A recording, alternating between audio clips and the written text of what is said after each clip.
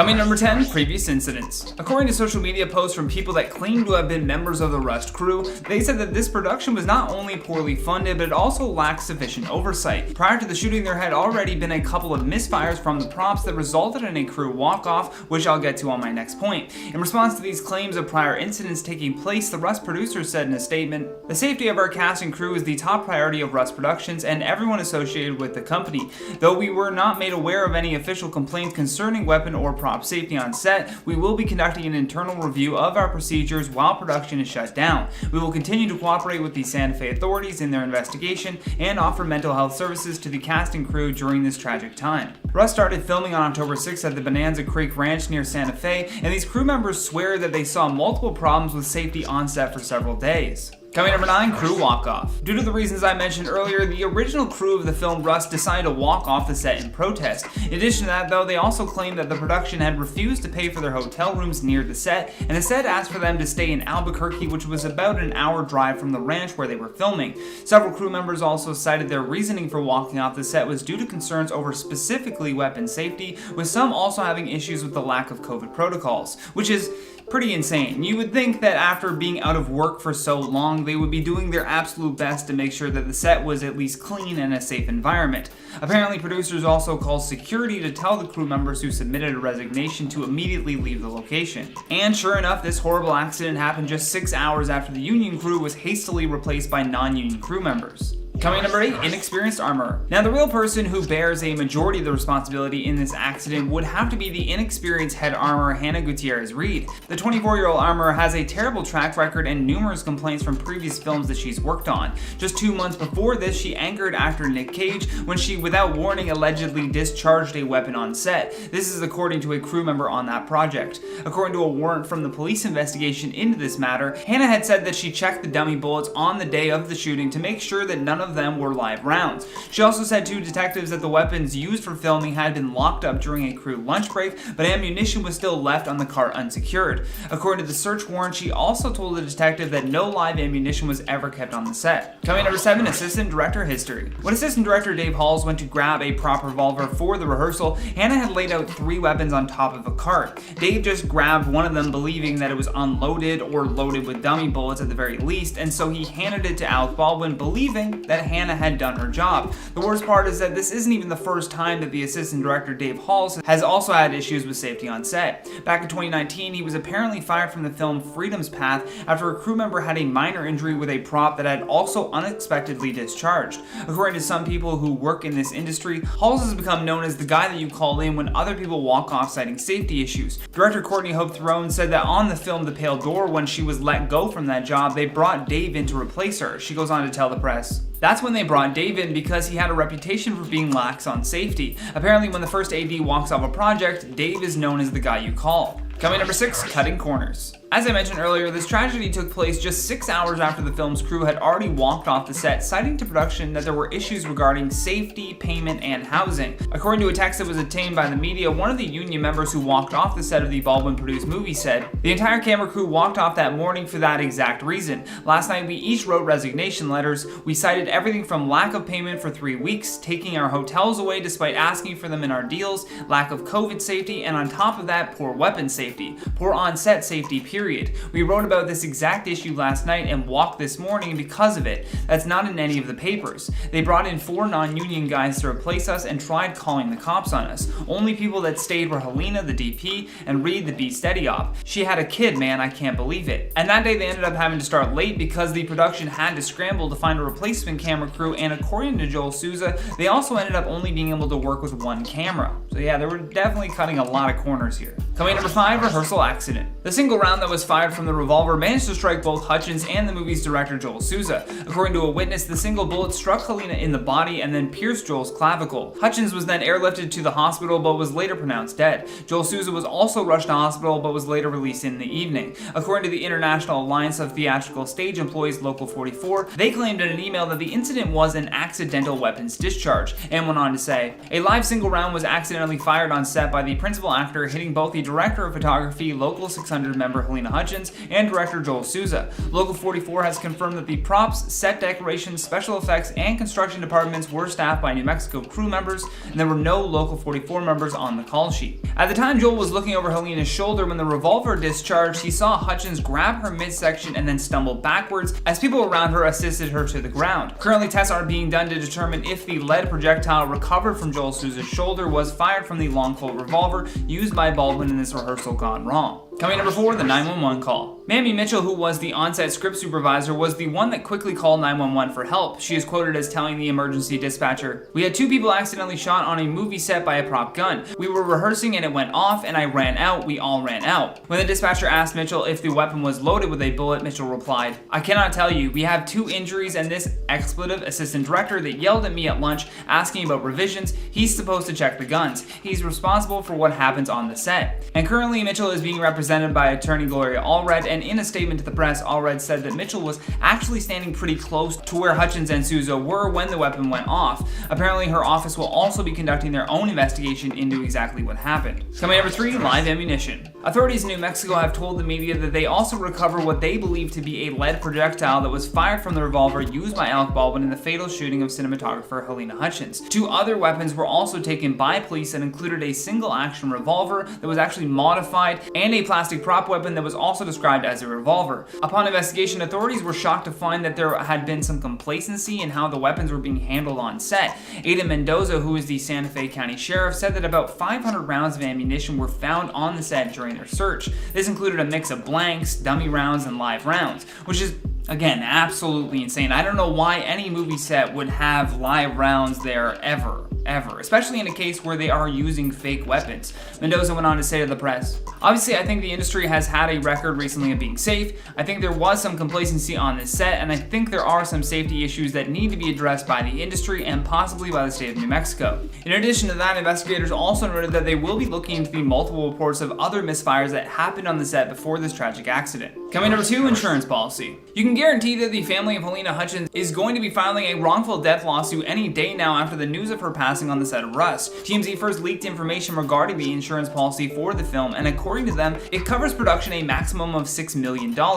The certificate of insurance written by Front Row Insurance Brokers says that the film's general liability coverage is limited to $1 million per occurrence, and on top of that, there is also a commercial umbrella policy that adds an extra $5 million. Now, to the average person, that sounds like a lot of money, but Halyna was a rising star in this industry and therefore had the potential for decades of earnings. Not to mention, director Joel Souza was also severely wounded in this accident and would also be filing a personal injury claim. However, if punitive damages are applied and they show proof of recklessness or misconduct, a jury could award them much more than the $6 million insurance policy. Coming in at number 1 spot, criminal charges. Recently, Santa Fe District Attorney Mary Carmack said in a statement that criminal charges could be filed in this case. The fact that she is saying criminal charges are even on the table means that the ongoing investigation must have evidence that would suggest this is the best course of action. During an interview with the New York Times, Carmack said that her office isn't ruling anything out when it comes to filing criminal charges. Furthermore, police investigations showed that there was an enormous amount of bullets confiscated on the set, and so they are trying to determine what kind that they all were. When it comes to Alec Baldwin, Los Angeles trial attorney David Ring said that it's likely that he won't face charges for his role in this accident because he had been told that the weapon was cold and therefore safe to use. However, he could still be held criminally liable because he was a producer on the film, but we'll have to wait and see. Incidental accidents on film sets from time to time, but nothing like this. This is a 1 in a trillion episode. It's a 1 in a trillion film. Alec Baldwin decides to speak alongside his wife Hilaria about the accident that took place on the set of the film Rust in New Mexico. This is still an ongoing investigation, so he couldn't say much, but what he did say and how he behaved in this interview say a lot more. I'm your host, Johnny Rogers, and I'm going to tell you everything you need to know right here on I.O. Alec Baldwin was understandably tense as he gave an interview with the reporters alongside his wife Hilaria.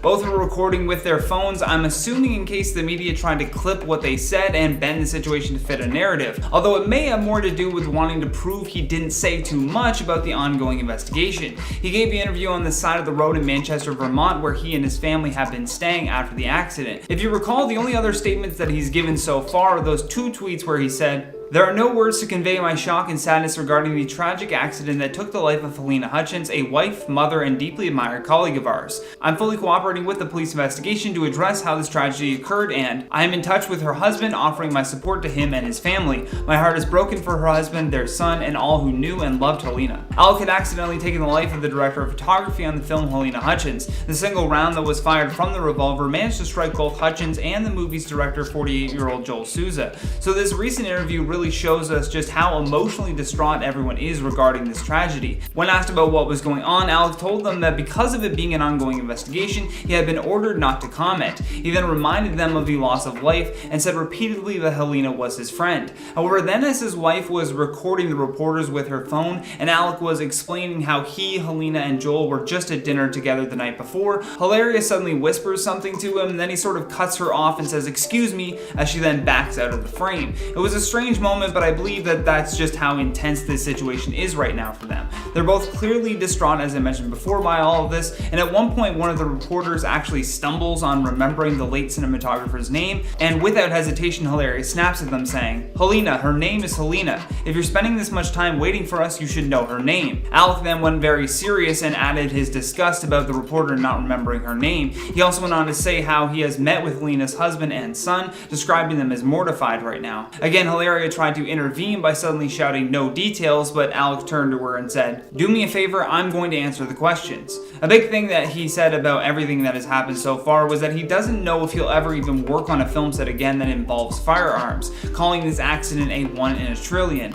However, he did encourage the entertainment industry to make big changes when it comes to weapon safety measures. On top of this statement, Alec also broke the news that production of Rust will not be going forwards, and upon being asked about future projects, he said that it was irrelevant to what they were talking about right now. At the end of the interview though, both Alec and Hilaria were also quick to tell the reporters just leave them alone. Hilaria claimed that her kids were actually crying in the car because of the news crews that were following them around, and then added that they know, with Alec adding that as a courtesy he came out to speak with them, and then said that he has been speaking with the police every day. I can't imagine though how anyone must feel right now if they were to witness a friend being taken away right before their very eyes. My heart certainly goes out to them, and hopefully some changes to the industry will come from this. The assistant director for the movie Rust has just broken his silence on the death of cinematographer Halyna Hutchins, and I'm going to be getting into all the details in this video. I'm Mackenzie, and subscribe for any more updates. Following the death of Halyna Hutchins, fingers are being pointed in every direction to see who is to blame. The person who's received the most heat, other than Alec Baldwin, has been assistant director David Halls,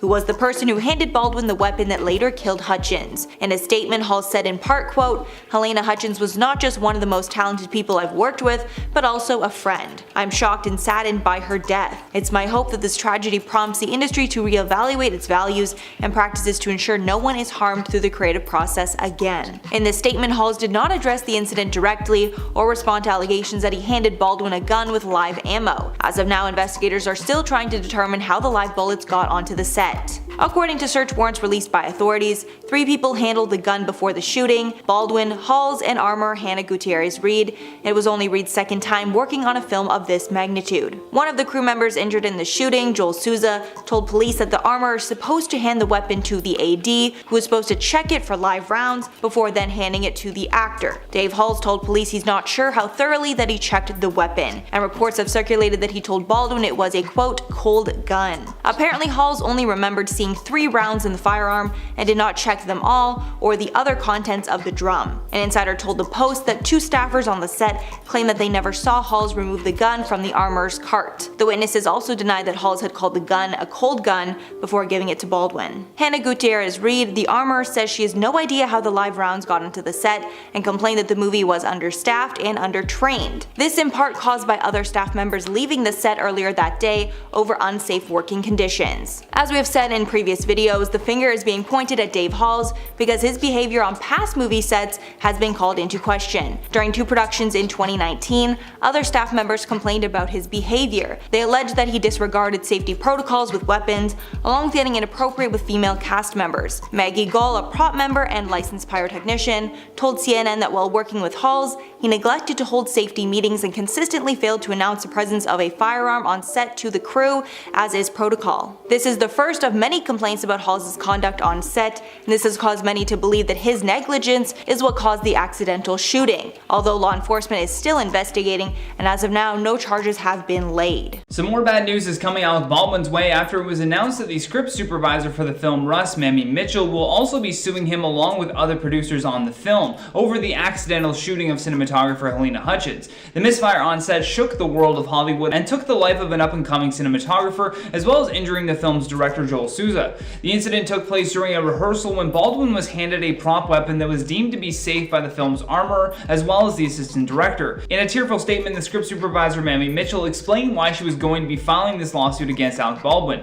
In the complaint, she is quoted as saying, "Alec Baldwin intentionally, without just cause or excuse, cocked and fired the loaded weapon even though the upcoming scene to be filmed did not call for the cocking and firing of the firearm. Mr. Baldwin chose to play Russian roulette with a loaded weapon without checking it and without having the armorer do so. His behavior and that of the producers were intentional acts and or omissions without any just cause or excuse and with utter disregard of the consequences." As I mentioned earlier, some of the other people that have been named as defendants in this case are the armorer Hannah Gutierrez-Reed and the assistant director David Halls, as well as several production companies. Prior to this new lawsuit, there had also been one filed by the film's head of lighting, Sergei Svetnoy. He filed a lawsuit against Alec Baldwin and others alleging that their negligence resulted in him having severe emotional distress that would haunt him forever. To make matters worse, the attorneys of the crew members for this film also suggested that this may not have actually been an accident at all. They actually insinuated that this could have been sabotage. Hannah's attorney said earlier this month, "I believe that somebody who would do that would want to sabotage the set, want to prove a point, want to say they're disgruntled, they're unhappy." However, the Santa Fe County District Attorney Mary Carmack, who will be the prosecutor in this case, rejected any conspiracy theories. She also said that she understands that more than one live round had been discovered on the set, but would not allow that to cloud her judgment of what took place. Mamie Mitchell's attorney Gloria Allred also made a statement on this recent lawsuit from her client and said, "Today we filed a lawsuit in Los Angeles County Superior Court on behalf of our client Mamie Mitchell against actor-producer Alec Baldwin and numerous other producers of the movie Rust. In our lawsuit, we allege that on October 21st, 2021, Alexander Baldwin, Alec Baldwin, fired a loaded weapon, taking the life of Halyna Hutchins, injuring Joel Souza, and causing physical and emotional injuries to Mamie Mitchell, the script supervisor, standing in the line of fire when the weapon went off." Gloria also stated that in this particular scene, the script did not actually call for Alec to be discharging a weapon. Another point of attack for many was the assistant director Dave Halls, who was accused of having prior issues with safety on set. Therese Magpal Davis, who worked in the wardrobe department for the movie, defended Dave though, as well as explaining the misfires and said, "The misfires were accidental discharges, which are more common than you think. Yes, there is a difference, and the weapons were checked immediately afterwards and the discharges were announced on set and apologized for. I was right there. We had several safety meetings, sometimes multiple per day. Our AD never seemed flippant about safety. He may have in other shows, but he wasn't like that on ours. Obviously, he screwed up majorly that day. He was stressed because the camera walkout had put us an hour and a half behind, and he made the most horrible call he could make." According to a text that was obtained by the media, one of the union members who had walked off the set of the Baldwin-produced movie said, "The entire camera crew walked off that morning for that exact reason. Last night, we each wrote resignation letters. We cited everything from lack of payment for 3 weeks, taking our hotels away despite asking for them in our deals, lack of COVID safety, and on top of that, poor weapon safety, poor on-set safety, period. We wrote about this exact issue last night and walked this morning because of it. That's not in any of the papers. They brought in 4 non-union guys to replace us and tried calling the cops on us. Only people that stayed were Halyna, the DP, and Reed, the B-Steady op. She had a kid, man. I can't believe it." That day, they did end up having to start late because the production had to scramble to find a replacement camera crew, and according to Joel Souza, they ended up only being able to work with 1 camera. According to the search warrant, aside from Alec Baldwin, 2 other people had handled the prop revolver for that scene, which included armorer Hannah Gutierrez-Reed and then assistant director Dave Halls, who was the one to actually hand Baldwin the prop. Due to the COVID-19 protocols, the armorer had to set up 3 prop revolvers on a cart outside of Bonanza Creek Ranch's church set. However, when Dave grabbed one of the guns, he claims to have not realized that there were actually live rounds in the one that he was handing to Baldwin. Joel Souza also told the detectives that the cast and crew had taken a break for lunch, and when they returned for filming, he wasn't sure if the props had been checked again. The affidavit then goes on to say, "Joel said as far as he knows, no one gets checked for live ammunition on their person prior and after the scenes are being filmed. The only thing checked are the firearms to avoid live ammunition being in them." Joel stated that there should never be live rounds whatsoever near or around the scene. When they came back from their lunch though, the cameras had to move to a new angle because of shadows, and as Baldwin was explaining how he would be drawing the revolver, the prop discharged. At the time, Joel was looking over Halyna's shoulder, and when the prop discharged, he saw Halyna grab her midsection and then stumble backwards. She could be overheard saying that she couldn't feel her legs as people around her helped assist her to the ground. Alec Baldwin is said to be cooperating fully with the investigation, but only time will tell if he begins to push back on all of these lawsuits that are coming his way.